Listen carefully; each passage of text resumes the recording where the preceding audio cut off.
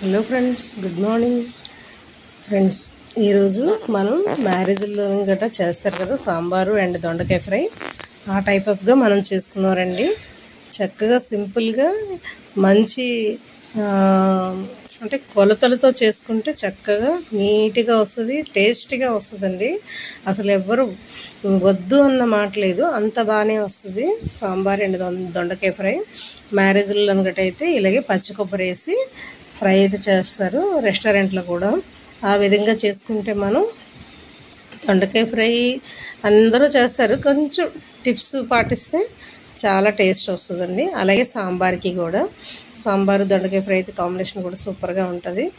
ఇంకా చక్కగా ఇక 1 by 1 మనకి కొబ్బరి, పచ్చి కొబ్బరి అండ్ వెజిటేబుల్స్ అన్నీ కూడా వేసేసి చిన్న బెల్లం ముక్క వేసుకుంటే, కొత్తిమీర వేసుకొని ఉప్పు, కారం, పసుపు వేసేసి బాగా బాయిల్ చేయాలి. చింతపండు పులుపు పోసుకొని, బెల్లం ఏంటంటే ఈ పులుపుకి మంచి టేస్ట్ వస్తుందండి.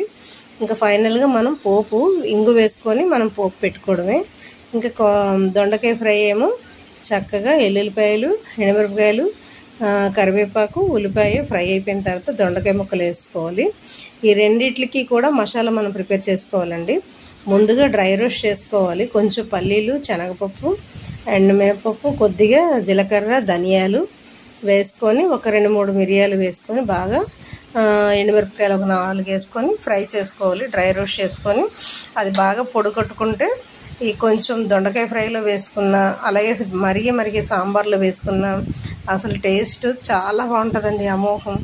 అసలు మీరు ఈ విధంగా అయితే చేయండి, ఎంత బాగుంటుందంటే ఇంకా మాటల్లో చెప్పలేం. ఇక కరెక్ట్గా సాంబార్ మరిగేటప్పుడు కాస్త పొడి ఇది వేసుకొని, కొత్తిమీర వేసుకొని ఇంకొక 10 నిమిషాలు మనం మరగబెట్టుకొని పోపు వేసుకొని, ఇంగు వేసుకొని పోపు వేసుకుంటే సూపర్గా వేడి సాంబార్ అయితే రెడీ అండి.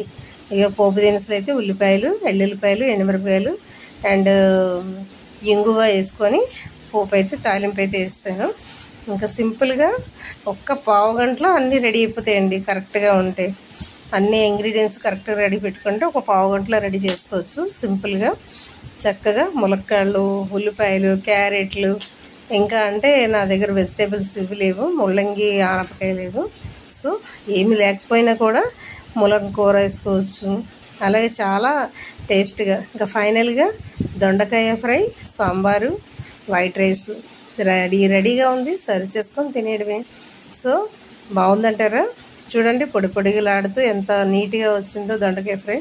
అస్సలు ఆయిల్ అనేది మనకి చేతికి అసలు అంటుకోదండి. ఇంకా మనం రైస్లో సర్వ్ చేసుకున్న, రోటీలో సర్వ్ చేసుకున్న చాలా బాగుంటుంది. మీరు కూడా ట్రై చేయండి. ఇలా ట్రై చేసిన తర్వాత అస్సలు ఇంకా మీరు మానరు, ఇదే టైప్లో చేసుకుంటారు. సో ఈ వీడియో కానీ మీకు నచ్చితే లైక్ చేయండి, షేర్ చేయండి, సబ్స్క్రైబ్ చేయండి ఫ్రెండ్స్.